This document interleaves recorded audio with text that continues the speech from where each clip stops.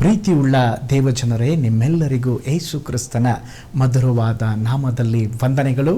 ತಂದೆಯಾದ ದೇವರಿಂದಲೂ ನಮ್ಮ ಕರ್ತನಾದ ಯೇಸು ಕ್ರಿಸ್ತನಿಂದಲೂ ನಿಮಗೆ ಕೃಪೆಯೂ ಶಾಂತಿಯೂ ಆಗಲಿ. ನೀವೆಲ್ಲರೂ ಕ್ಷೇಮದಿಂದ ಸೌಖ್ಯದಿಂದ ಇದ್ದೀರಿ ಎಂಬುದಾಗಿ ನಾನು ಕರ್ತನಲ್ಲಿ ನಂಬುತ್ತೇನೆ. ನಿಮಗೋಸ್ಕರ, ನಿಮ್ಮ ಕುಟುಂಬಕ್ಕೋಸ್ಕರ ನಾನು ಪ್ರಾರ್ಥಿಸುತ್ತಾ ಇದ್ದೇನೆ.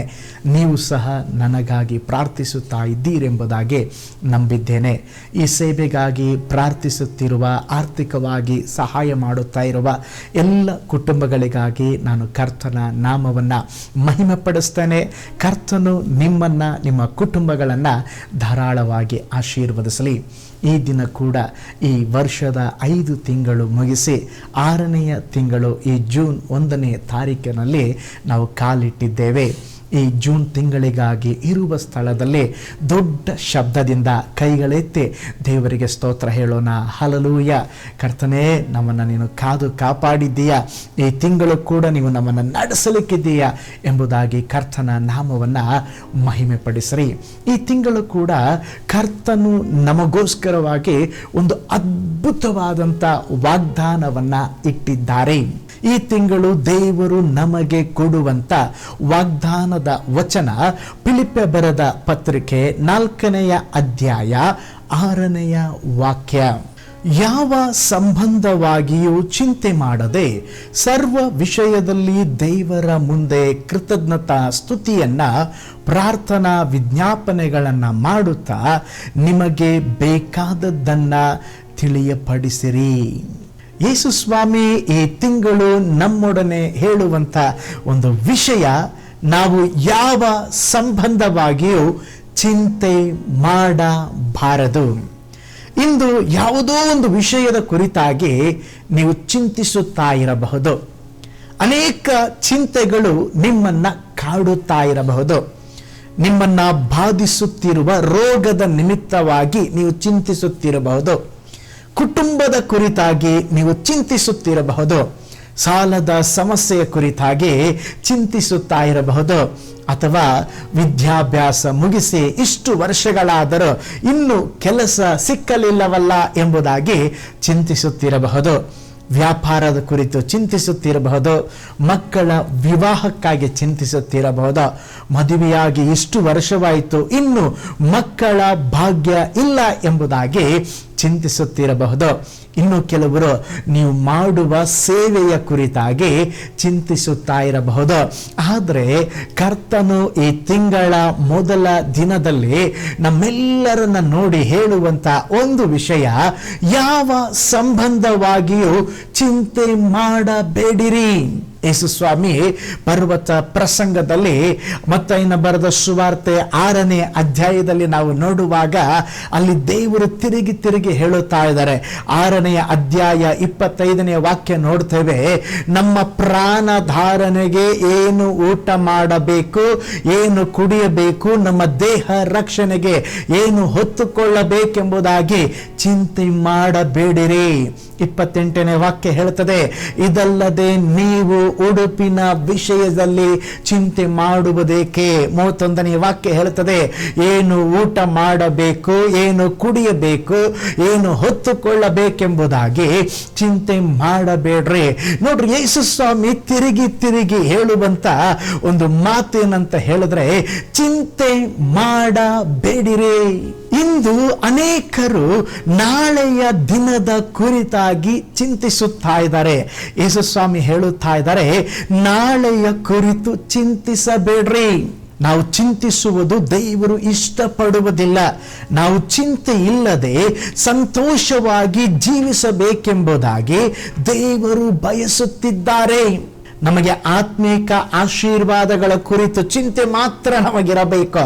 ಲೌಕಿಕ ವಿಷಯಗಳ ಕುರಿತಾಗಿ ನಾವು ಚಿಂತೆ ಮಾಡಬಾರದು.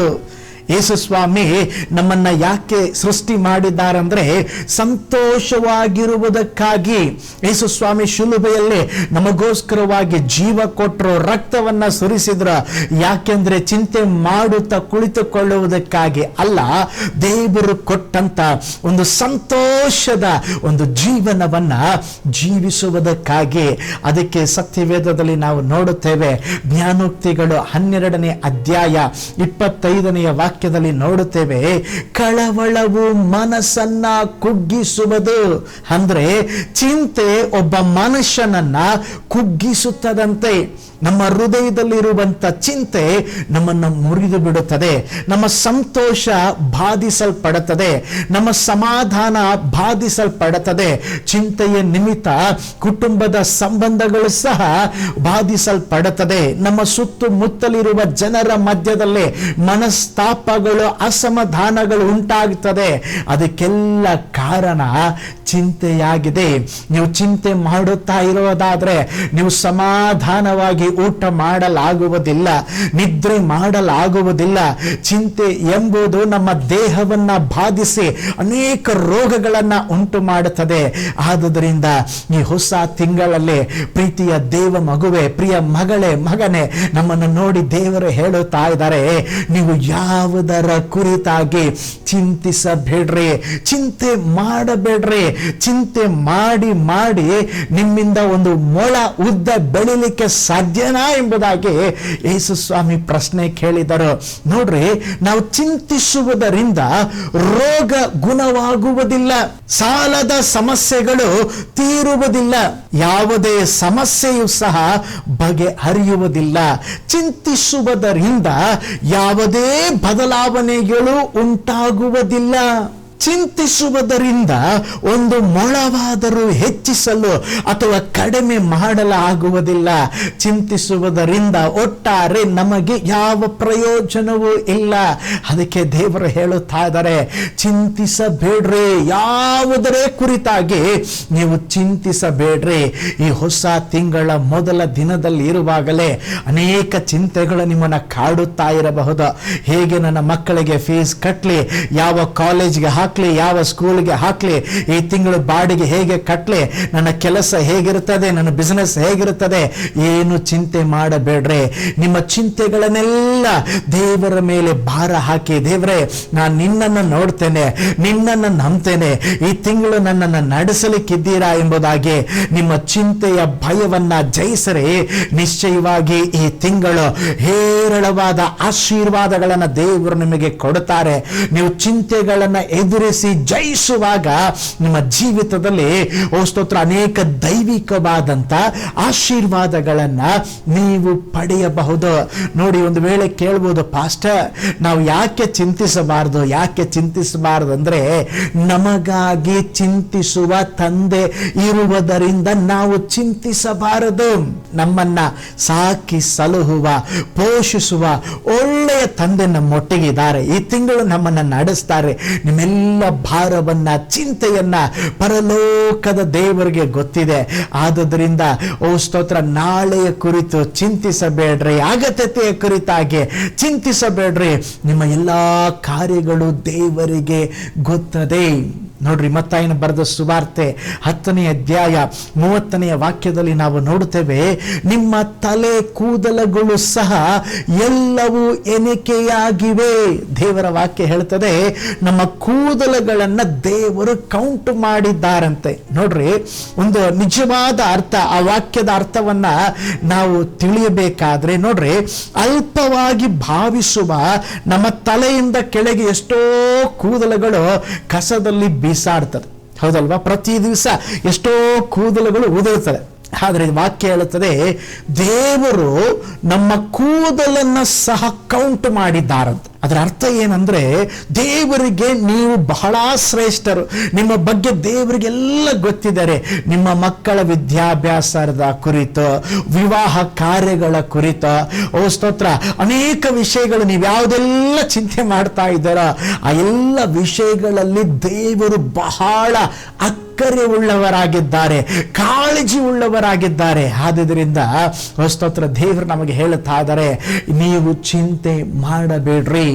ನೋಡ್ರಿ, ನಾವು ನಂಬಿರುವ ದೇವರು ನನ್ನ ಮಗ ಚಿಂತಿಸಲಿ, ನನ್ನ ಮಗಳು ಚಿಂತಿಸಲಿ ಎಂಬುದಾಗಿ ಹೇಳಿ ಸುಮ್ಮನಿರುವಂಥ ತಂದೆಯಲ್ಲ.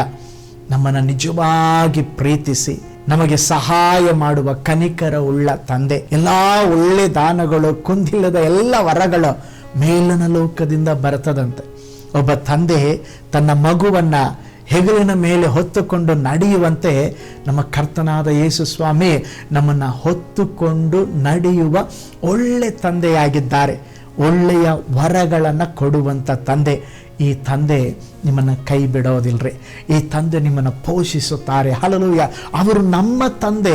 ಆ ನಮ್ಮ ತಂದೆ ನಮ್ಮ ಜೊತೆಯಲ್ಲಿ ಇರಬೇಕಾದರೆ ನಮಗೇನು ಬೇಕೋ ಅದನ್ನು ಕೊಟ್ಟು ಅವರು ನಡೆಸುವಂಥವರಾಗಿದ್ದಾರೆ. ಹಾಗಾದರೆ ಸ್ವಸ್ಥತೆ ಬೇಕಾ, ಬಿಡುಗಡೆ ಬೇಕಾ, ಕೆಲಸ ಬೇಕಾ, ವಿವಾಹ ನಡೆಯಬೇಕಾ? ಓ ಸ್ತೋತ್ರ, ಪರಲೋಕದ ತಂದೆಯನ್ನು ನೋಡ್ರಿ, ಪರಲೋಕದ ತಂದೆಯನ್ನು ನಂಬ್ರಿ. ಹಲ್ಲೆಲೂಯಾ. ನಿಶ್ಚಯವಾಗಿ ನಿಮ್ಮ ಜೀವಿತದಲ್ಲಿ ಒಂದು ಅದ್ಭುತವನ್ನು ದೇವರು ಮಾಡ್ತಾರೆ. ನಮ್ಮ ಜೀವನದಲ್ಲಿ ಕೆಲವು ಸಮಸ್ಯೆಗಳು, ಹೋರಾಟಗಳು, ಅವಶ್ಯಕತೆಗಳು, ಇಕ್ಕಟ್ಟುಗಳು ನಮ್ಮನ್ನ ಬಾಧಿಸುತ್ತವೆ. ಅವು ನಮ್ಮನ್ನ ಬಾಧಿಸಿದಾಗ ಅದರಲ್ಲೇ ಮುಳುಗಿ ಹೋಗಬಾರದು. ನೀವು ಸ್ವಲ್ಪ ಯೋಚನೆ ಮಾಡಬೇಕು. ನನಗೆ ಪರಲೋಕದ ತಂದೆ ಇದ್ದಾರೆ, ಅವರು ನನ್ನನ್ನು ನಡೆಸುತ್ತಾರೆ. ಇಡೀ ಲೋಕವನ್ನ ಉಂಟು ಮಾಡಿದ ದೇವರು ನನ್ನನ್ನ ಸ್ತೋತ್ರ ನಡೆಸುತ್ತಾರೆ, ನನ್ನನ್ನು ನೋಡಿಕೊಳ್ಳುತ್ತಾರೆ, ನನ್ನ ಅವಶ್ಯಕತೆಗಳನ್ನ ಸಂಧಿಸ್ತಾರೆ ಎಂಬಂತ ಒಂದು ನಂಬಿಕೆ ನಿಮ್ಮಲ್ಲಿ ಬರುವಾಗ ಆ ಚಿಂತೆಯೆಲ್ಲ ಮಾಯವಾಗಿ ಬಿಡುತ್ತದೆ. ಪ್ರೀತಿ ಉಳ್ಳ ದೇವ ಜನರೇ, ಅನೇಕ ಜನರು ಇವತ್ತು ಏನ್ ಪ್ರಾಬ್ಲಮ್ ಅಂದ್ರೆ ನಾವು ಪರಿಸ್ಥಿತಿಗಳನ್ನ ನೋಡುತ್ತಾ ಇದ್ದೇವೆ. ಓ ಸ್ತೋತ್ರ, ಸೈತಾನನು ಸಮಸ್ಯೆಗಳನ್ನ, ಹೋರಾಟಗಳನ್ನು ಯಾವಾಗಲೂ ನಮ್ಮ ಕಣ್ಣು ಮುಂದೆ ತರ್ತಾನೆ. ಅದನ್ನು ನೋಡಿ ನೋಡಿ ನಾವು ಚಿಂತೆ ಮಾಡ್ತಾ ಇದ್ದೇವೆ. ಆದರೆ ಇನ್ನೊಂದು ಕಡೆ ನೋಡುವಾಗ ದೇವರು ಹೇಳ್ತಾ ಇದ್ದಾರೆ, ಮಗನೇ, ಮಗಳೇ, ನಾನಿದ್ದೇನೆ, ನೀನು ಭಯಪಡಬೇಡ, ನಾನು ನಿನ್ನ ಕೈ ಹಿಡಿದು ನಡೆಸ್ತೇನೆ, ನೀನು ಚಿಂತೆ ಮಾಡಬೇಡ ಎಂಬುದಾಗಿ ದೇವರು ಹೇಳುತ್ತಾ ಇದ್ದಾರೆ. ಪ್ರೀತಿ ಉಳ್ಳ ದೇವ ಜನರೇ, ಹಾಗಿರುವುದಾದರೆ ಈ ತಿಂಗಳು ನಮ್ಮೆಲ್ಲ ಭಾರಗಳನ್ನು ದೇವರ ಮೇಲೆ ಹಾಕಿ ದೇವರನ್ನ ನಂಬಿ ನಾವು ಮುನ್ನುಗ್ಗೋಣ. ಅದಕ್ಕೆ ಫಿಲಿಪ್ಪಿ ಗ್ರಂಥದಲ್ಲಿ ಈಗಾಗಲೇ ಓದಿದ್ದೇವೆ, ಯಾವ ಸಂಬಂಧವಾಗಿಯೂ ಚಿಂತೆ ಮಾಡದೆ. ಮತ್ತೇನು ಮಾಡಬೇಕಂತೆ? ಅದೇ ವಾಕ್ಯದಲ್ಲಿ ಇದೆ. ಫಿಲಿಪ್ಪಿ ಬರೆದ ಪತ್ರಿಕೆ 4ನೇ ಅಧ್ಯಾಯ 6ನೇ ವಾಕ್ಯ, ಯಾವ ಸಂಬಂಧವಾಗಿಯೂ ಚಿಂತೆ ಮಾಡದೆ ಸರ್ವ ವಿಷಯದಲ್ಲಿ ದೇವರ ಮುಂದೆ ಕೃತಜ್ಞತಾ ಸ್ತುತಿಯನ್ನ, ಪ್ರಾರ್ಥನಾ ವಿಜ್ಞಾಪನೆಗಳನ್ನ ಮಾಡುತ್ತಾ ನಿಮಗೆ ಬೇಕಾದದ್ದನ್ನ ತಿಳಿಯಪಡಿಸ್ರಿ. ಚಿಂತೆ ಮಾಡಬಾರ್ದು. ಏನ್ ಮಾಡ್ಬೇಕಂತೆ? ನಮಗಿರುವ ಎಲ್ಲಾ ಚಿಂತೆಗಳನ್ನ ದೇವರಿಗೆ ತಿಳಿಯಪಡಿಸಬೇಕಂತೆ. ನಮ್ಮ ಎಲ್ಲಾ ಚಿಂತೆಗಳನ್ನ ದೇವರಿಗೆ ತಿಳಿಯಪಡಿಸಬೇಕಂತೆ. ನೋಡ್ರಿ, ಸಮಸ್ಯೆಗಳು, ಹೋರಾಟಗಳು, ಇಕ್ಕಟ್ಟುಗಳು ಎದುರಾದಾಗ ಚಿಂತೆ ಆವರಿಸ್ತದೆ.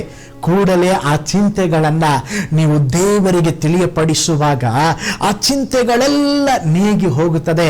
ಆಗ ನಿಮ್ಮಲ್ಲಿ ಒಂದು ದೈವಿಕವಾದಂತ ಸಮಾಧಾನ ಉಂಟಾಗ್ತದೆ. ನಿಮ್ಮ ಚಿಂತೆಗೆ ಗುರಿ ಮಾಡುವ ಯಾವುದೇ ಸಮಸ್ಯೆ ಏನೇ ಆಗಿರಲಿ ಅದೆಲ್ಲವನ್ನ ದೇವರಿಗೆ ತಿಳಿಯಪಡಿಸರೆ ನಿಮ್ಮಷ್ಟಕ್ಕೆ ನೀವೇ ಚಿಂತಿಸುತ್ತಾ ಅಳುತ್ತಿದ್ದರೆ ಬಿಡುಗಡೆ ಸಿಗಲಾರದ ಯಾವುದೇ ಸಮಸ್ಯೆಯಾಗಲಿ, ಯಾವುದೇ ಪ್ರಾಬ್ಲಮ್ ಆಗಲಿ ತಕ್ಷಣ ದೇವರಿಗೆ ತಿಳಿಸರೆ ಕರ್ತನು ಈ ತಿಂಗಳು ನಿಮ್ಮ ಜೀವಿತದಲ್ಲಿ ಅದ್ಭುತವನ್ನ ಮಾಡುತ್ತಾರೆ. ಕರ್ತನೇ, ನನ್ನ ಗಂಡ ಇನ್ನೂ ರಕ್ಷಣೆ ಹೊಂದಲಿಲ್ಲ ಎಂಬುದಾಗಿ ಚಿಂತೆ ಮಾಡ್ತಾ ಇದ್ದೀರಾ?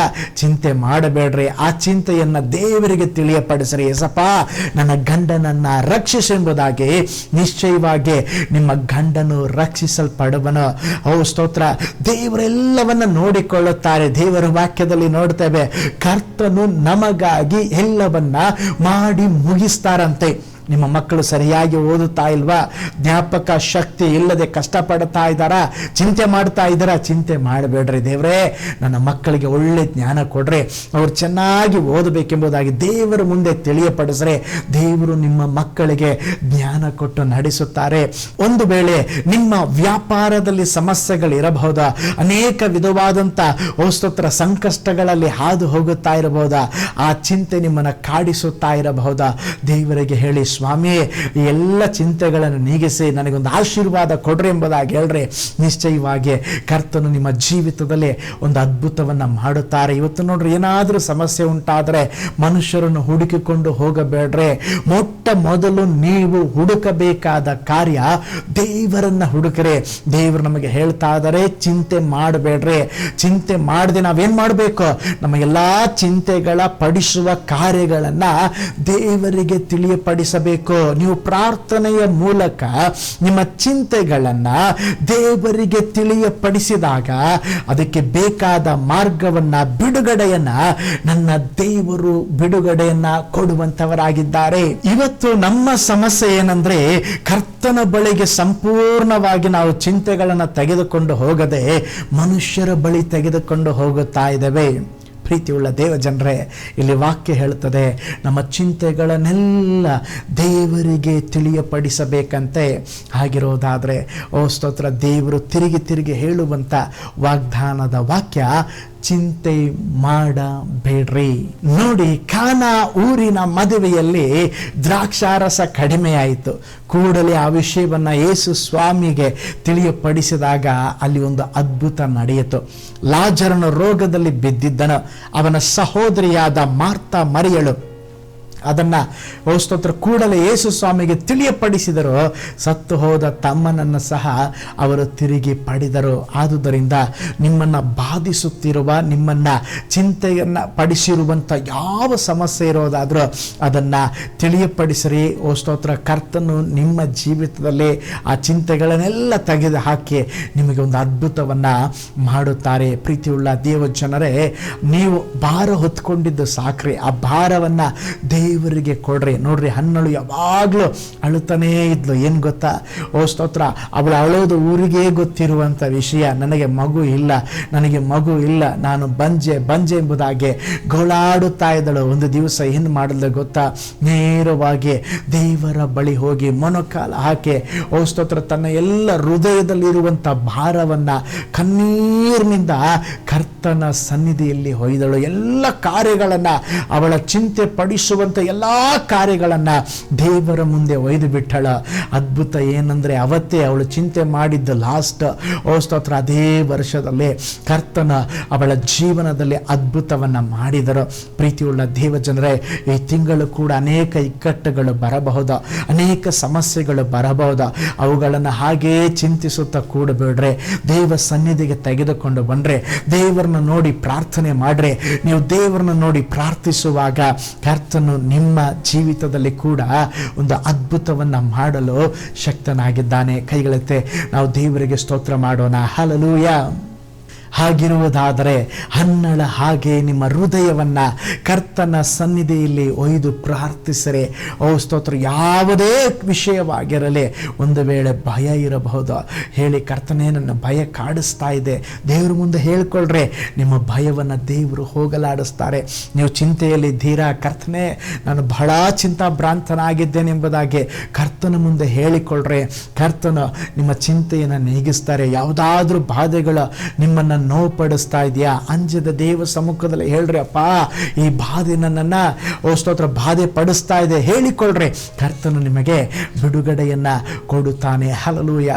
ನಿಮ್ಮನ್ನು ವಿರೋಧಿಸುವವರು ಇರಬಹುದು, ಹೀನವಾಗಿ ಮಾತನಾಡುವವರು ಇರಬಹುದು, ಆದರೆ ಚಿಂತಿಸುತ್ತಾ ಕೂತ್ಕೋಬಾರ್ದು. ಅಯ್ಯೋ ಅವ್ರು ಹಂಗೆ ಹೇಳ್ಬಿಟ್ರು, ಹಿಂಗೆ ಹೇಳ್ಬಿಟ್ರು. ನೋ, ಧೂಳಿನ ಹಾಗೆ ಜಾಡಿಸಿ ಬಿಟ್ಟು ಮುಂದಕ್ಕೆ ಹೋಗ್ರಿ. ಯಾಕೆಂದ್ರೆ 1 ಪೇತ್ರ 5:7 ದೇವರು ಹೇಳಿದ್ದಾರೆ, ನಿನ್ನ ಚಿಂತೆಯನ್ನೆಲ್ಲ ನನ್ನ ಮೇಲೆ ಹಾಕು, ನಾನು ನಿನಗೋಸ್ಕರವಾಗಿ ಚಿಂತಿಸ್ತೇನೆ. ಹಾಗಿರೋದಾದ್ರೆ ನಾವು ಚಿಂತಿಸುವ ಬದಲು ಆ ಚಿಂತೆ ಮಾಡುವ ಕಾರ್ಯಗಳನ್ನ ದೇವರ ಮುಂದೆ ಹೇಳಿಕೊಳ್ಳಬೇಕು. ನೋಡ್ರಿ, ಒಂದು ಸಾರಿ ಬೆಥೇನ ಎಂಬಂತ ಒಂದು ಗ್ರಾಮದಲ್ಲಿ ಮಾರ್ತಾ ಮರಿಯಳು ಎಂಬ ಸಹೋದರಿ ಇದ್ದರು. ಅವರಿಗೆ ತಂದೆ ತಾಯಿಗಳು ಇರಲಿಲ್ಲ. ಅವರಿಗೆ ಲಾಜರನೆಂಬ ಒಬ್ಬ ಸಹೋದರನ ಇದ್ದನು. ಒಂದು ಸಲ ಯೇಸು ಸ್ವಾಮಿ ಆ ದಾರಿಯಲ್ಲಿ, ಆ ಮಾರ್ಗದಲ್ಲಿ ಹೋಗುವಾಗಲೆಲ್ಲ ಆ ಮನೆಗೆ ಭೇಟಿ ಕೊಟ್ಟು ಹೋಗ್ತಾ ಇದ್ರು. ಒಂದು ಸಾರಿ ಯೇಸು ಸ್ವಾಮಿ ಅವರು ಮನೆಗೆ ಬಂದಾಗ ಅವರಿಗೆ ಬಹಳ ಸಂತೋಷವಾಯಿತು. ಏಕೆಂದರೆ ಯೇಸು ಸ್ವಾಮಿ ಬಂದಿದ್ದಾರೆ. ತಂದೆಯ ಹಾಗೆ ಸ್ತೋತ್ರ ಅವರ ಆ ಕುಟುಂಬವನ್ನು ದೇವರು ನಡೆಸ್ತಾ ಇದ್ದರು. ನೋಡ್ರಿ ಪಾಪ ಆ ಕುಟುಂಬದಲ್ಲಿ ಸಹೋದರಿಯರಿದ್ದಾರೆ, ಲಾಜರನಿದ್ದಾರೆ, ತಂದೆ ಇಲ್ಲ. ಆ ತಂದೆಯ ಪ್ರೀತಿಯನ್ನ ಯೇಸುವಿನಲ್ಲೇ ಅವರು ಕಂಡಿರಬಹುದು. ಈಗ ಯೇಸು ಸ್ವಾಮಿ ಆ ಮನೆಗೆ ಬಂದಾಗ ನೋಡ್ರಿ, ಯೇಸು ಸ್ವಾಮಿಗೆ 12 ಶಿಷ್ಯರಲ್ವಾ, ಅವ್ರು ಎಲ್ಲಿ ಹೋಗ್ತಾ ಇದ್ರು ಅವ್ರ ಜೊತೆನೇ ಶಿಷ್ಯರು ಹೋಗ್ತಾ ಇದ್ರು. ನಾನು ನೆನೆಸ್ತೇನೆ, ಆ ಮನೆಗೆ ಯೇಸು ಸ್ವಾಮಿ ಹೋದಾಗ ಶಿಷ್ಯರು ಆತನೊಂದಿಗೆ ಆ ಮನೆಗೆ ಹೋಗಿರಬಹುದು.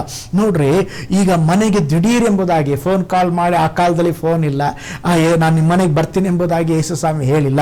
ದಿಢೀರ್ ಎಂಬುದಾಗಿ ಮನೆಗೆ ಬಂದಾಗ ಯೇಸು ಸ್ವಾಮಿ ಮನೆಗೆ ಬಂದಿದ್ದಾರೆ. ಏನು ಮಾಡಬೇಕು? ಮನೆಯ ಹಿರಿಯಳು ಯಾರು? ಮಾರ್ತಳು. ಅವಳಿಗೆ ಏನು ಮಾಡಬೇಕೆಂಬುದಾಗಿ ತೋಚಲೇ ಇಲ್ಲ. ಬಹಳ ಗಲಿಬಿಲಿ ಉಂಟಾಯಿತು. ಅಯ್ಯೋ, ಶಿಷ್ಯರು 12 ಜನ ಇದ್ದಾರೆ, ಯೇಸು ಸ್ವಾಮಿ ಇದ್ದಾರೆ, ಏನಾದರೂ ನಾವು ಊಟ ಮಾಡಿ ಕೊಡಬೇಕು, ಅತಿಥಿ ಸತ್ಕಾರ ಮಾಡಬೇಕು, ನಮ್ಮ ಮನೆಗೆ ಯೇಸು ಸ್ವಾಮಿ ಬಂದಿದ್ದಾರೆ ಎಂಬುದಾಗಿ ಬಹಳ ಚಿಂತಾಭ್ರಾಂತಳಾದ್ರು. ನೇರವಾಗಿ ಕಿಚನ್ಗೆ ಹೋದ್ಲು, ಏನಾದರೂ ಮಾಡಿ ಕೊಟ್ಬಿಡೋಣ ಯೇಸು ಸ್ವಾಮಿಗೆ ಅಂತೇಳಿ. ಆದರೆ ಅವಳ ತಂಗಿ ಯಾರು? ಮರಿಯಳು ಯೇಸುವಿನ ಪಾದದಲ್ಲಿ ಕುಳಿತುಕೊಂಡಿದ್ದಾಳೆ. ಮರಿಯಳು ಕಿಚನ್ ಇದ್ಲು, ಬಹಳ ಕೆಲಸ. ಯಾಕಂದರೆ ಒಂದು ದಿಢೀರ್ ಎಂಬುದಾಗಿ ಒಂದು ಗುಂಪೆ ಬಂದಿದೆ ಅವರ ಮನೆಗೆ. ಯೇಸು ಸ್ವಾಮಿ ಶಿಷ್ಯರು ಬಂದಿದ್ದಾರೆ, ಈಗೇನು ಮಾಡಬೇಕೆಂಬುದಾಗಿ ಗೊತ್ತಿಲ್ಲ. ಆ ಸಮಯದಲ್ಲಿ ಮರಿಯಳು ಯೇಸುವಿನ ಮಾತುಗಳನ್ನು ಕೇಳುತ್ತಾ ಇದ್ದಾಳೆ. ಒಳಗಡೆ ಮಾರ್ತಳಿಗೆ ಗಲಿಬಿಲಿ ಆಯಿತು, ಚಿಂತೆ ಜಾಸ್ತಿ ಆಯಿತು, ಬಿ.ಪಿ ಎಲ್ಲ ಜಾಸ್ತಿ ಆಗಿಬಿಡ್ತಾರೆ. ಯಾಕಂದ್ರೆ ಯೇಸು ಸ್ವಾಮಿಗೆ ಏನು ಮಾಡಿ ಕೊಡೋದು? ತಕ್ಷಣ ನೋಡ್ತಾಳೆ, ಹೆಲ್ಪ್ ಯಾರಾದರೂ ಬೇಕಲ್ವಾ? ಯಾವಾಗಲೂ ಹೆಲ್ಪ್ ಯಾರು ಮಾಡೋಳು? ಮರಿಯಳು ಮಾಡೋಳು. ಕಟ್ಟಿಂಗ್ ಇದ್ರೆ ಏನಾದರೂ ಹೆಲ್ಪ್. ಈಗ ನೋಡಿದ್ರೆ ಕಟ್ಟಿಂಗ್ ಏನೂ ಮಾಡಿಲ್ಲ. ಅಕ್ಕ ಏನಾದರೂ ಹೆಲ್ಪ್ ಮಾಡಲ ಅಂತ ಕೇಳಿಲ್ಲ ಮರಿಯಳು ಎಲ್ಲಿ ಕೂತಿದ್ದಾಳೆ? ಯೇಸುವಿನ ಪಾದದಲ್ಲಿ ಕೂತಿದ್ದಾಳೆ. ತಕ್ಷಣ ಮಾರ್ತಳಿಗೆ ಇನ್ನೂ ಬಲು ಕೋಪ ಬಂತ. ನೇರವಾಗಿ ಯೇಸು ಸ್ವಾಮಿ ಬಳಿ ಬಂದ. ಯೇಸು ಸ್ವಾಮಿ ಬಳಿಯಲ್ಲಿ ಹೇಳುತ್ತಾ ಇದ್ದಾಳೆ, ಸ್ವಾಮಿ ನೀನಾದರೂ ಹೇಳ್ಬಾರ್ದ ನನ್ನ ತಂಗಿಗೆ? ಲೂಕನ ಬರೆದ ಸುವಾರ್ತೆ 10ನೇ ಅಧ್ಯಾಯ ಸ್ತೋತ್ರ ಅದರ 40ನೇ ವಾಕ್ಯವನ್ನು ನೋಡ್ರಿ. ಮಾರ್ತಳು ಬಹಳ ಸೇವೆಯ ವಿಷಯವಾಗಿ ಬೇಸತ್ತು ಆತನ ಬಳಿಗೆ ಬಂದು, ಸ್ವಾಮಿ, ನನ್ನ ತಂಗಿಯು ಸೇವೆಗೆ ನನ್ನೊಬ್ಬಳನ್ನೇ ಬಿಟ್ಟಿದ್ದಾಳೆ, ಇದಕ್ಕೆ ನಿನಗೆ ಚಿಂತೆ ಇಲ್ಲವೋ? ಇಲ್ಲಿ ಮಾರ್ತಳು ಹೇಳುತ್ತಾ ಇದ್ದಾಳೆ, ಸ್ವಾಮಿ, ನೀವೆಲ್ಲ ಬಂದಿದ್ದೀರಾ, ನಿಮಗೆ ಅತಿಥಿ ಸತ್ಕಾರ ಮಾಡಬೇಕು, ಅಡುಗೆ ಮಾಡಿ ಹಾಕಬೇಕು, ಆದರೆ ನನ್ನ ತಂಗಿ ನಿಮ್ಮ ಪಾದದಲ್ಲಿ ಕುಳಿತುಕೊಂಡು ಬಿಟ್ಟಿದ್ದಾಳೆ. ಅವಳು ಒಳಗೆ ಕಳಿಸಪ್ಪ, ಅವಳಿಗೆ ಬುದ್ಧಿ ಇಲ್ಲ, ಅವಳು ಕೂತಿದ್ದಾಳೆ, ಅವಳಿಗೆ ನೀವು ಆಲೋಚನೆಯಲ್ಲಿ ಒಳಗೆ ಕಳಿಸ್ಬೇಕಲ್ವಾ? ಆದರೆ ಯೇಸು ಸ್ವಾಮಿ ಅಲ್ಲಿ ಹೇಳ್ತಾ ಇದ್ದಾರೆ, ಏನಂತ ಹೇಳಿದ್ರೆ, ಮಾರ್ತಳೆ, ನೀನು ಅನೇಕ ಚಿಂತೆಯಲ್ಲಿಯೂ ಗಡಿಬಿಡಿಯಲ್ಲಿಯೂ ಮುಳುಗಿದ್ದೀಯಾ. ನೋಡ್ರಿ, ಇವತ್ತು ಸಹ ಅನೇಕ ಜನರು ಅವಶ್ಯವಿಲ್ಲದ ಕಾರ್ಯಗಳ ಕುರಿತಾಗಿ ಚಿಂತಿಸುತ್ತಾ ಇದ್ದಾರೆ. ಯೇಸು ಸ್ವಾಮಿಯಲ್ಲಿ ಹೇಳ್ತಾ ಇದ್ದಾರೆ, ಬೇಕಾದದ್ದು ಒಂದು ಮಾತ್ರ, ಆ ಉತ್ತಮವಾದ ಭಾಗವನ್ನ ಮರಿಯಳು ಆಯ್ಕೆ ಮಾಡಿಕೊಂಡಿದ್ದಾಳೆ. ಇವತ್ತು ಕೂಡ ಅನೇಕ ಸಹೋದರಿಯರು ಬೆಳಗ್ಗೆ ಎದ್ದು ಕೂಡಲೇ ಏನು ತಿಂಡಿ ಮಾಡಬೇಕು, ಮಧ್ಯಾಹ್ನ ಏನು ಊಟ ಮಾಡಬೇಕು, ರಾತ್ರಿ ಏನು ಅಡುಗೆ ಮಾಡಬೇಕು, ಇದೇ ಚಿಂತೆ. ಬೆಳಿಗ್ಗೆ ಆದರೆ ಈ 3 ಕಾರ್ಯಗಳ ಚಿಂತೆ ಸಹೋದರಿಯರನ್ನ ಕಾಡ್ತಾ ಇದೆ. ಅವರು ದೇವರ ಪಾದದಲ್ಲಿ ಕುಳಿತುಕೊಳ್ಳುವುದಕ್ಕೆ ಸಮಯನೇ ಇಲ್ಲ. ಮಾರ್ತಳ ಹಾಗೆ ಕಿಚನಲ್ಲೇ ಬ್ಯುಸಿಯಾಗಿಬಿಟ್ಟಿದ್ದಾರೆ. ಆದರೆ ದೇವರು ಹೇಳ್ತಾ ಇದ್ದಾರೆ, ನಿಮ್ಮ ಎಲ್ಲ ಗಡಿಬಿಡಿ ಚಿಂತೆ ಒಂದು ಬದಿಗೆ ಇಟ್ಟು ಯೇಸುವಿನ ಪಾದದಲ್ಲಿ ಕುಳಿತುಕೊಳ್ಳುವುದಕ್ಕೆ ಬನ್ರಿ. ನೋಡ್ರಿ, ಚಿಂತೆ ಮಾಡಿ ಮಾಡಿ ನಮ್ಮ ಜೀವಿತವನ್ನು ನಿರುತ್ಸಾಹಗೊಳಿಸಿಕೊಳ್ಳುತ್ತೇವೆ. ಆದರೆ ನಮ್ಮ ಜೀವನದಲ್ಲಿ ಯೇಸುವಿನ ಪಾದದಲ್ಲಿಕ್ಕೆ ಬರುವಾಗ, ಯೇಸುವನ್ನು ನೋಡುವಾಗ ನಮ್ಮ ಚಿಂತೆಗಳೆಲ್ಲ ನೀಗಿ ಹೋಗ್ತದೆ. ಇನ್ನೂ ಕೆಲವರು ಏನು ಮಾಡ್ತಾರೆ ಗೊತ್ತಾ? ಹೀಗೆ ಅನೇಕ ಜನರು ಚಿಂತೆ ಮಾಡಿ ಮಾಡಿ ಸಭೆಗೆ ಬರ್ತಾರೆ, ಪ್ರಾರ್ಥನೆ ಮಾಡ್ತಾರೆ, ಸ್ವಾಮಿ ನನ್ನ ಚಿಂತೆಗಳನ್ನೆಲ್ಲ ನಿನ್ನ ಮೇಲೆ ಹಾಕ್ತೇನೆ ಎಂಬುದಾಗಿ 10 ಕಣ್ಣೀರಿಡ್ತಾರೆ. ನಂತರ ಆಮೇನ್ ಹೇಳಿ ಮನೆಗೆ ಹೋಗುವಾಗ ತಾವು ಇಳಿಸಿದ ಭಾರವನ್ನು, ಚಿಂತೆಯನ್ನು ಮತ್ತೆ ಹೊತ್ಕೊಂಡು ಹೋಗ್ಬಿಡ್ತಾರೆ. ಯೇಸು ಸ್ವಾಮಿ ನೆಕ್ಸ್ಟ್ ಬರ್ತಾನೆ, ನೆಕ್ಸ್ಟ್ ಕಣ್ಣೀರಿಡುವಾಗ ಇಳಿಸ್ತಾನೆ, ಮತ್ತೆ ಹೋಗುವಾಗ ತೆಗೆದುಕೊಂಡು ಹೋಗ್ಬಿಡ್ತಾನೆ. ಕರ್ತನೆ ಹೇಳ್ತಾ ಇದ್ದಾನೆ, ನಿಮ್ಮ ಚಿಂತೆಗಳನ್ನೆಲ್ಲ ನನ್ನ ಮೇಲೆ ಹಾಕ್ರಿ, ನೀವು ಚಿಂತೆ ಮಾಡಬೇಡ್ರಿ, ನಿಮ್ಮನ್ನು ನಾನು ಪೋಷಿಸ್ತೇನೆ. ದೇವರು ನಮ್ಮನ್ನು ನೋಡಿ ಹೇಳುತ್ತಾ ಇದ್ದಾರೆ, ನೀವು ಚಿಂತೆ ಮಾಡಬೇಡ್ರಿ, ನಮ್ಮ ಚಿಂತೆಗಳನ್ನೆಲ್ಲ ದೇವರ ಮೇಲೆ ಹಾಕಬೇಕು. ದುಃಖ ಮುಖದಿಂದ ಇರಬೇಡ್ರಿ. ಕರ್ತನಾದ ಯೇಸು ಸ್ವಾಮಿ ನಮ್ಮ ಎಲ್ಲ ದುಃಖಗಳನ್ನು ಶಿಲುಬೆಯಲ್ಲಿ ಹೊತ್ಕೊಂಡು ಬಿಟ್ಟಿದ್ದಾರೆ. ಈಗ ನಾವೇನು ಮಾಡಬೇಕು? ಸಂತೋಷವಾಗಿರಬೇಕು. ಯೇಸು ಸ್ವಾಮಿ ಶಿಲುಬೆಯಲ್ಲಿ ಎಲ್ಲ ಚಿಂತೆಗಳನ್ನು ಹೊತ್ತು ಅವರು ನೀಗಿಸಿದ್ದಾರೆ. ಆದುದರಿಂದ ಚಿಂತಿಸಬೇಡ್ರಿ. ಇವತ್ತು ಹೇಳಿ, ಈ ವಾಕ್ಯದಂತೆ, ಈ ವಾಗ್ದಾನದಂತೆ, ಸ್ವಾಮಿ ನಾನು ಯಾವುದೇ ಕಾರ್ಯದ ಕುರಿತಾಗಿ ಚಿಂತೆ ಮಾಡೋದಿಲ್ಲ. ಚಿಂತೆ ಬಂದರೆ ಅವೆಲ್ಲವುಗಳನ್ನು ನಿನ್ನ ಬಳಿ ಹೇಳ್ತೇನೆ, ನಿನ್ನ ಪಾದದಲ್ಲೇ ಇಡುತ್ತೇನೆ ಎಂಬುದಾಗಿ ದೇವರಿಗೆ ಹೇಳ್ರೆ, ನಿಶ್ಚಯವಾಗಿ ದೇವರು ಈ ತಿಂಗಳು ನಿಮ್ಮನ್ನು ನಡೆಸ್ತಾರೆ, ನಿಮಗೆ ಅದ್ಭುತ ಮಾಡ್ತಾರೆ, ನಿಮಗೆ ಬಿಡುಗಡೆ ಕೊಡ್ತಾರೆ. ನೀವೇನು ಮಾಡಬೇಕು? ನಿಮ್ಮ ಚಿಂತೆಯನ್ನು ನೀವು ದೇವರಿಗೆ ಕೊಡ್ರಿ. ನಿಮ್ಮ ಅದ್ಭುತವನ್ನು, ನಿಮಗೆ ಬಿಡುಗಡೆಯನ್ನು ದೇವರು ನಿಮಗೆ ಕೊಡುತ್ತಾರೆ. ನೋಡ್ರಿ, ಯಾವುದೇ ಚಿಂತೆಯ ಭಾರಪಡಿಸುವ ಕಾರ್ಯವಿರಲಿ, ಅವೆಲ್ಲವನ್ನು ಯೇಸುವಿನ ಪಾದಗಳ ಬಳಿಯಲ್ಲಿ ಇಡ್ರಿ. ದೇವರಿಗೆ ಹೇಳಿ, ಸ್ವಾಮಿ ನಿನ್ನ ಪಾದದ ಬಳಿ ನಾನೆಲ್ಲ ಚಿಂತೆ ಇಡ್ತೇನಪ್ಪ, ನನಗೊಂದು ಅದ್ಭುತ ಮಾಡಪ್ಪ, ನನ್ನ ಚಿಂತೆ ಎಲ್ಲ ಹೋಗಲಾಡಿಸಪ್ಪ. ಎಸಪ್ಪ, ನನ್ನ ಚಿಂತೆಗಳನ್ನು ಮಾರ್ಪಡಿಸು ಸ್ವಾಮಿ. ಈ ತಿಂಗಳು ಒಂದು ಅದ್ಭುತವನ್ನು ಮಾಡಪ್ಪ. ಈ ತಿಂಗಳು ದೇವರೊಂದು ಅತಿಶಯವನ್ನು ಮಾಡ್ರಿ. ಈ ತಿಂಗಳು ನನಗೆ ಒಂದು ಬಿಡುಗಡೆಯನ್ನು ಕೊಡ್ರಿ ಎಂಬುದಾಗಿ ನೀವು ದೇವರನ್ನ ಕೇಳಿಕೊಳ್ಳ್ರಿ. ನಿಶ್ಚಯವಾಗಿ ಈ ತಿಂಗಳು, ಓ ಸ್ತೋತ್ರ, ಚಿಂತೆಗಳು ನೀಗಿ ಹೋಗುವ ತಿಂಗಳಾಗಿ ಕರ್ತನು ನಿಮಗೆ ಮಾರ್ಪಡಿಸಿ ಕೊಡಲಿಕ್ಕಿದ್ದಾರೆ. ಹಾಗಿರುವುದಾದರೆ ಒಂದು ನಿಮಿಷ ನಾವೆಲ್ಲರ ಕಣ್ಗಳನ್ನು ಮುಚ್ಚಿ ಈ ಹೊಸ ತಿಂಗಳಿಗಾಗಿ ದೇವರಿಗೆ ಸ್ತೋತ್ರ ಮಾಡೋಣ. ಈ ಜೂನ್ ತಿಂಗಳಿಗಾಗಿ ಕರ್ತನನ್ನು ವಂದಿಸೋಣ. ದೇವರು ಎಷ್ಟು ಒಳ್ಳೆಯ ದೇವರು. ಈ 6ನೆಯ ತಿಂಗಳ ಈ ಮೊದಲ ದಿನದಲ್ಲೇ ದೇವರು ನಮ್ಮನ್ನು ಕರ್ಕೊಂಡು ಬಂದಿದ್ದಾರೆ. ಅನೇಕ ಹೋರಾಟಗಳು, ಅನೇಕ ಸವಾಲುಗಳು. ಓ ಸ್ತೋತ್ರ, ಈ ತಿಂಗಳು ದೇವರು ನಮಗೆ ಕೊಡುವಂಥ ಒಂದು ವಾಗ್ದಾನ. ದೇವರು ನಮಗೆ ಹೇಳುತ್ತಾ ಇದ್ದಾರೆ, ಮಗನೇ, ಮಗಳೇ, ನೀ ಚಿಂತೆ ಮಾಡಬೇಡ. ಯಾವ ಸಂಬಂಧವಾಗಿ ಯಾವುದರೇ ಕುರಿತಾಗಿ ನೀವು ಚಿಂತೆ ಮಾಡಬೇಡ್ರಿ. ಅನೇಕ ಸ್ತೋತ್ರ ಸವಾಲುಗಳು ಇರಬಹುದು, ಅನೇಕ ಅಗತ್ಯತೆಗಳು ಇರಬಹುದು. ಭಯಪಡಬೇಡಿ, ಚಿಂತೆ ಮಾಡಬೇಡಿ. ಯೇಸುವಿನ ನಾಮದಲ್ಲಿ ನಿಮಗೊಂದು ಅದ್ಭುತ ನಡೆಯಲಿಕ್ಕಿದೆ. ಹಲ್ಲೆಲೂಯಾ. 2 ಕೈಗಳನ್ನು ಮೇಲೆ ಕೆತ್ತಿ ಹಲ್ಲೆಲೂಯಾ ಎಲ್ಲರೂ ಪ್ರಾರ್ಥನೆ ಮಾಡ್ರಿ. ಸ್ವಾಮಿ, ಈ ತಿಂಗಳು ನಾನು ಚಿಂತೆ ಮಾಡಬಾರ್ದಪ್ಪ. ನನ್ನ ಚಿಂತೆಗೆ ಅಪ್ಪ ತಳ್ಳಿರುವಂಥ ಎಲ್ಲ ಚಿಂತೆಗಳನ್ನು ನಿಮ್ಮ ಪಾದ ಸಮ್ಮುಖದಲ್ಲಿ ಇಳಿಸ್ತೇನೆ ಸ್ವಾಮಿ. ನನ್ನನ್ನು ಬಾಧಿಸಿದ ಪ್ರತಿಯೊಂದು ಚಿಂತೆಗಳನ್ನು ಸ್ವಾಮಿ ನಿನ್ನ ಬಳಿ ಹೇಳ್ತೇನೆ, ನಿಮ್ಮ ಪಾದದಲ್ಲಿ ನಾನು ಇಡ್ತೇನೆ. ಎಸಪ್ಪ, ನನಗೊಂದು ಅದ್ಭುತವನ್ನು ಮಾಡ್ರಿ ಎಂಬುದಾಗಿ ಹೇಳ್ರಿ. ಹಲ್ಲೆಲೂಯಾ. ಓ ಸ್ತೋತ್ರ, ಸ್ತೋತ್ರ. ಈ ತಿಂಗಳು ನಿಶ್ಚಯವಾಗಿ ನೀವು ಕಾದಿರುವ ವಿಷಯಕ್ಕೆ ಕರ್ತನು ಬಿಡುಗಡೆ ಕೊಡಲಿಕ್ಕಿದ್ದಾರೆ. ಒಂದು ಅದ್ಭುತ ನಡೀಲಿಕ್ಕಿದೆ ಯೇಸುವಿನ ನಾಮದಲ್ಲಿ. ಹಲ್ಲೆಲೂಯಾ. ಆಲ್ರೆಡಿ ನಿಮ್ಮ ಬಿಡುಗಡೆ ಆರಂಭವಾಯಿತು. ಓ ಸ್ತೋತ್ರ, ಸ್ತೋತ್ರ, ಸ್ತೋತ್ರ, ಸ್ತೋತ್ರ, ಸ್ತೋತ್ರ, ಸ್ತೋತ್ರ. Hallelujah. Oh thank you Jesus. Hallelujah. ಅನೇಕರ ಚಿಂತೆ ಹೋಗಲಾಡುತ್ತಾ ಇದೆ. ಹಲ್ಲೆಲೂಯಾ. ಅನೇಕರ ಚಿಂತೆಗಳು ಸ್ತೋತ್ರ ನೀಗಿ ಹೋಗುತ್ತಾ ಇದೆ. ದೇವ ಪ್ರಸನ್ನತೆ ಇಳಿದು ಬರುವ ಸ್ಥಳದಲ್ಲಿ, ದೇವರ ಮಹಿಮೆ ಇಳಿದು ಬರುವ ಸ್ಥಳದಲ್ಲಿ, ಹಲ್ಲೆಲೂಯಾ, ಅಲ್ಲಿ ಚಿಂತೆಗಳು ಇರುವುದಕ್ಕೆ ಸಾಧ್ಯವಿಲ್ಲ. ಹಲ್ಲೆಲೂಯಾ.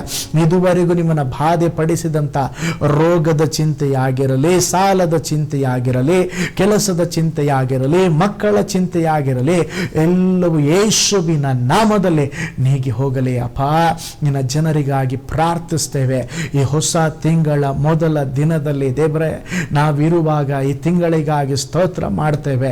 ಈ ಜೂನ್ ತಿಂಗಳು ಸ್ವಾಮಿ ಅಪ್ಪ, ನಿನ್ನ ಮಕ್ಕಳಿಗೆ ಒಂದು ಆಶೀರ್ವಾದದ ತಿಂಗಳಾಗಿ ನೀವು ಮಾರ್ಪಡಿಸಿ ಕೊಡ್ರಿ ಸ್ವಾಮಿ. ಓ ಸ್ತೋತ್ರ. ಹಲ್ಲೆಲೂಯಾ. ದೇವರೇ, ನೀವು ನಮಗಾಗಿ ಎಲ್ಲವನ್ನ ಮಾಡಿ ಮುಗಿಸುವ ದೇವರು ಸ್ವಾಮಿ. ಈ ತಿಂಗಳು ಅನೇಕ ದೇವ ಮಕ್ಕಳು ಕಾದಿರುವ ಒಂದೊಂದು ವಿಷಯಕ್ಕೆ ಬಿಡುಗಡೆ ಉಂಟಾಗಲಿ. ಶರೀರದಲ್ಲಿ ಯೇಸುವಿನ ನಾಮದಲ್ಲಿ ಅದ್ಭುತ ನಡೆಯಲಿ. ಹಲ್ಲೆಲೂಯಾ. ವಿದ್ಯಾ ಅಭ್ಯಾಸದಲ್ಲಿ ಒಂದು ಅದ್ಭುತ ನಡೆಯಲಿ. ಸ್ಕೂಲ್ ಫೀಸ್ ವಿಚಾರಗಳಲ್ಲಿ ಒಂದು ಅದ್ಭುತ ನಡೆಯಲಿ. ಹಲ್ಲೆಲೂಯಾ. ಹೊಸ ಬಾಗಿಲುಗಳು ಯೇಸುವಿನ ನಾಮದಲ್ಲಿ ದೇವ ಜನರಿಗೋಸ್ಕರವಾಗಿ ತೆರೆಯಲ್ಪಡಲಿ. ಹಲ್ಲೆಲೂಯಾ. ಮುಚ್ಚಲ್ಪಟ್ಟಂತ ಬಾಗಿಲು ಯೇಸುವಿನ ನಾಮದಲ್ಲಿ ತೆರೆಯಲ್ಪಡಲಿ. ಹಲ್ಲೆಲೂಯಾ. ಓ ಸ್ತೋತ್ರ. ನಿನ್ನ ನಾಮದಲ್ಲಿ ಯೇಸಪ್ಪ, ನಿನ್ನ ಜನರನ್ನ ನಾನು ಬ್ಲೆಸ್ ಮಾಡ್ತೇನೆ ಸ್ವಾಮಿ. ಓ ಸ್ತೋತ್ರ. ಹಲ್ಲೆಲೂಯಾ. ನಿನ್ನ ಪ್ರಸನ್ನ ಮುಖದಿಂದ ನೋಡಿ ನಿನ್ನ ಜನರನ್ನ ಆಶೀರ್ವದಿಸು ಸ್ವಾಮಿ. ಈ ಜೂನ್ ತಿಂಗಳು ಅವರ ಜೀವಿತದಲ್ಲಿ ಬಿಡುಗಡೆಯ ತಿಂಗಳಾಗಿ, ಬ್ರೇಕ್ ಥ್ರೂ ತಿಂಗಳಾಗಿ, ಹಲ್ಲೆಲೂಯಾ, ಅದ್ಭುತ ಪಡೆಯುವ ತಿಂಗಳಾಗಿ, ಸಾಕ್ಷೀಕರಿಸುವ ತಿಂಗಳಾಗಿ ನೀವು ಮಾರ್ಪಡಿಸಿಕೊಡ್ರಪ್ಪ. ನಮ್ಮೊಂದಿಗೆ ವಾಕ್ಯವನ್ನ ನೋಡಿ ಪ್ರಾರ್ಥಿಸುತ್ತಾ ಇರುವ ಒಂದೊಂದು ಕುಟುಂಬಕ್ಕಾಗಿ ಪ್ರಾರ್ಥಿಸ್ತಾ ಇರ್ತವೆ. ಒಂದೊಂದು ಕುಟುಂಬದಲ್ಲಿ ಅಪ್ಪ ನಿನ್ನ ಮಕ್ಕಳ ಅನ್ನಪಾನಗಳನ್ನು ಆಶೀರ್ವಾದ ಮಾಡ್ರಿ. ಸಕಲ ವ್ಯಾಧಿಗಳು ನೀಗ್ ಹೋಗ್ಲೆಂಬುದಾಗಿ ನಾವು ಪ್ರಾರ್ಥಿಸ್ತೇವೆ. ಯೇಸುವಿನ ನಾಮದಲ್ಲಿ ಒಂದು ಅದ್ಭುತ ನಡೀಲೆಂಬುದಾಗಿ ಪ್ರಾರ್ಥಿಸ್ತೇವೆ. ಈ ಜೂನ್ ತಿಂಗಳಲ್ಲಿ ಸ್ವಾಮಿ ನಿನ್ನ ಜನರ ಸಂಗಡ ಇದ್ದು ಅದ್ಭುತವಾಗಿ ನೀವು ನಡೆಸ್ರಿ. ಅದ್ಭುತವಾದ ಸಾಕ್ಷ್ಯ ಕೇಳುವಂತೆ ನಮಗೆ ಸಹಾಯ ಮಾಡ್ರಪ್ಪ. ಕರ್ತನೇ, ನೀನು ವಾಗ್ದಾನ ಕೊಟ್ಟ ಹಾಗೆ ನಾವು ಯಾವುದಕ್ಕೂ ಚಿಂತೆ ಮಾಡಬಾರ್ದಪ್ಪ. ನಮ್ಮನ್ನು ಬಾಧಿಸಿರುವ ಎಲ್ಲ ಚಿಂತೆಗಳ ಮಧ್ಯದಲ್ಲಿ ನಿಮ್ಮನ್ನು ಹುಡುಕುವಂತೆ, ನಿಮ್ಮ ಬಳಿ ಆ ಕಾರ್ಯಗಳನ್ನು ಹೇಳಿ ಬಿಡುಗಡೆ ಹೊಂದಿಕೊಳ್ಳುವಂತೆ ನಮಗೆ ಸಹಾಯ ಮಾಡಿರಿ. ಈ ಜೂನ್ 1ನೇ ತಾರೀಕು ನಿನ್ನ ಜನರನ್ನು ನಿನ್ನ ನಾಮದಲ್ಲಿ ನಾನು ಆಶೀರ್ವದಿಸ್ತೇನೆ ಸ್ವಾಮಿ. ಕೆಲಸಕ್ಕೆ ಹೋಗುವಾಗ ಬರುವಾಗ ಶುಭ ಉಂಟಾಗಲಿ ಸ್ವಾಮಿ. ಕಾದಿರುವ ವಿಷಯಗಳಲ್ಲಿ ಯೇಸುವಿನ ನಾಮದಲ್ಲಿ ಅದ್ಭುತ ನಡೆಯಲಪ್ಪ. ಈ ತಿಂಗಳು ಕೂಡ ಆತ್ಮಿಕ ಕಣ್ಗಳು ತೆರೆಯಲ್ಪಡಲಿ, ಆತ್ಮಿಕವಾಗಿ ಬೆಳೆಯಲಿ ಕರ್ತನೆ. ಮಕ್ಕಳ ಎಜುಕೇಷನ್ ವಿಷಯದಲ್ಲಿ ದೇವರ ನೀವು ಬ್ಲೆಸ್ ಮಾಡಿರಿ ಕರ್ತನೆ. ನಿಮ್ಮ ಕೈಗಳಲ್ಲಿ ಒಪ್ಪಿಸಿಕೊಡುತ್ತೇವೆ ಸ್ವಾಮಿ. ಕಮೆಂಟ್ ಬಾಕ್ಸಲ್ಲಿ ಕೂಡ ನಮಗಾಗಿ ಪ್ರೇಯರ್ ಮಾಡ್ರಿ ಎಂಬುದಾಗಿ ಯಾರಾದರೂ ಕೇಳಿಕೊಂಡಿದ್ದರೆ ಯೇಸುವಿನ ನಾಮದಲ್ಲಿ ಅಪ್ಪ ಅವರ ಪ್ರಾರ್ಥನಾ ಮನವಿಗಳನ್ನು ಕೇಳಿ ಒಂದು ಅದ್ಭುತವನ್ನು ಮಾಡಿರಿ. ನಮ್ಮ ಪ್ರಾರ್ಥನೆ ಕೇಳಿದ್ದಕ್ಕಾಗಿ ಸ್ತೋತ್ರ. ಯೇಸುವಿನ ಹೆಸರಿನಲ್ಲಿ ಪ್ರಾರ್ಥಿಸ್ತೇವೆ ನಮ್ಮ ಜೀವವುಳ್ಳ ತಂದೆಯೇ. ಎಲ್ಲರೂ ಒಟ್ಟಾಗಿ ಹೇಳೋಣ, ಆಮೇನ್, ಆಮೇನ್. Price lord. ಕರ್ತನು ನಿಮ್ಮನ್ನು, ನಿಮ್ಮ ಕುಟುಂಬವನ್ನು ಧಾರಾಳವಾಗಿ ಆಶೀರ್ವಾದ ಮಾಡಲಿ. ಈ ತಿಂಗಳು ದೇವರು ವಾಗ್ದಾನ ಮಾಡಿದ ಹಾಗೆ ಯಾವುದು ಸಂಬಂಧವಾಗಿಯೂ ಚಿಂತೆ ಮಾಡಬೇಡ್ರಿ. ಚಿಂತೆ ಇದೆಯಾ? ದೇವರ ಪಾದಕ್ಕೆ ಬನ್ನಿರಿ. ಆ ಚಿಂತೆಗಳನ್ನು ದೇವರ ಮುಂದೆ ಹೇಳಿಕೊಳ್ಳ್ರಿ. ನಿಶ್ಚಯವಾಗಿ ನಾನು ನಂಬ್ತೇನೆ ನೀವೆಲ್ಲ ಸಾಕ್ಷೀಕರಿಸಲಿಕ್ಕಿದ್ದೀರಾ. ನಿಮ್ಮ ಒಂದೊಂದು ಕುಟುಂಬಗಳಲ್ಲಿ ಕರ್ತನೊಂದು ದೊಡ್ಡ ಅದ್ಭುತವನ್ನು, ಬಿಡುಗಡೆಯನ್ನು ಮಾಡಲಿಕ್ಕಿದ್ದಾರೆ. ನಿಮ್ಮ ಕೆಲಸದ ವಿಷಯದಲ್ಲಿ ಕೂಡ ಇರುವ ಎಲ್ಲ ತಡೆಗಳು ನೀಗಿ ಹೋಗಿ ಓ ಸ್ತೋತ್ರ, ನಿಮ್ಮ ಜೀವಮಾನವೆಲ್ಲ ಶುಭವು ಕೃಪೆಯು ನಿಮ್ಮನ್ನು ಹಿಂಬಾಲಿಸುವಂಥದ್ದಾಗಿದೆ. ನಿಮಗಾಗಿ, ನಿಮ್ಮ ಕುಟುಂಬಕ್ಕಾಗಿ ನಾನು ಪ್ರಾರ್ಥಿಸ್ತೇನೆ.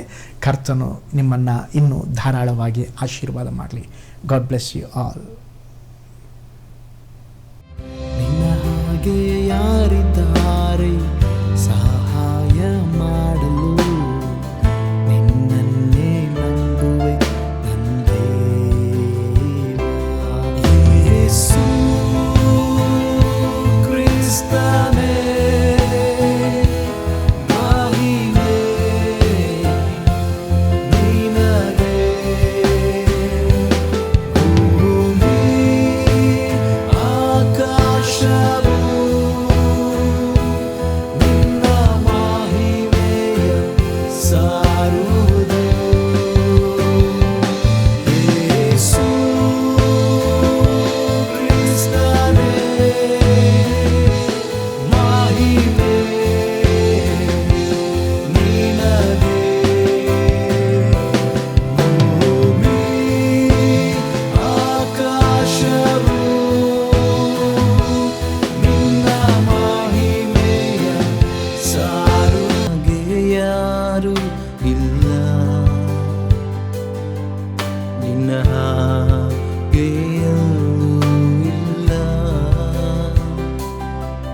ನಿನ್ನನ್ನೇ ನಾನಂಬುವೆ, ನಿನಗ್ಯಾರು ಸಾಟಿ ಇಲ್ಲ.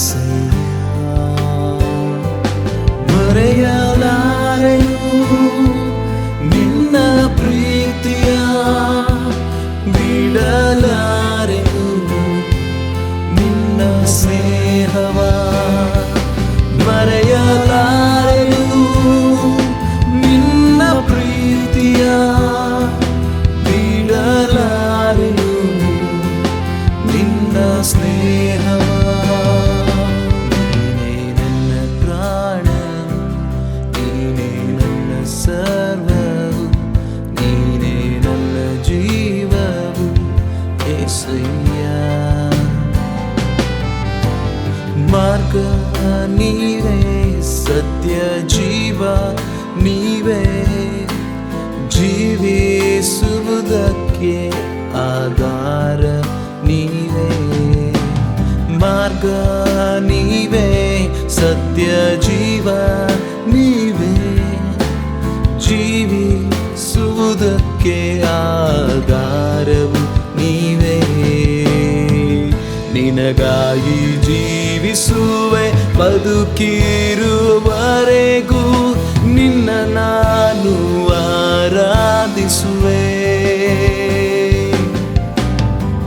ನಿನಗಾಗಿ ಜೀವಿಸುವೆ ಬದುಕಿರುವವರೆಗೂ, ನಿನ್ನ ನಾನು ಆರಾಧಿಸುವೆ.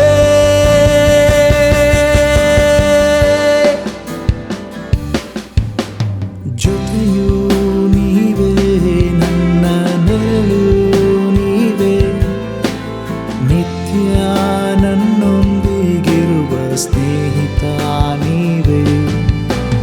ಜೊತೆಯೂ ನೀವೇ, ನನ್ನ ನೆರಳು ನೀವೇ, ನಿತ್ಯ ನನ್ನೊಂದಿಗಿರುವ ಸ್ನೇಹಿತ ನೀವೇ.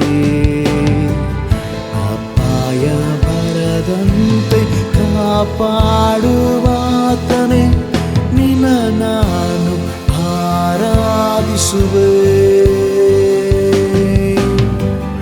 ಅಪಾಯ ಬರದಂತೆ ಕಾಪಾಡುವಾತನೇ, ನಿನ್ನ ನಾನು ಆರಾಧಿಸುವೆ.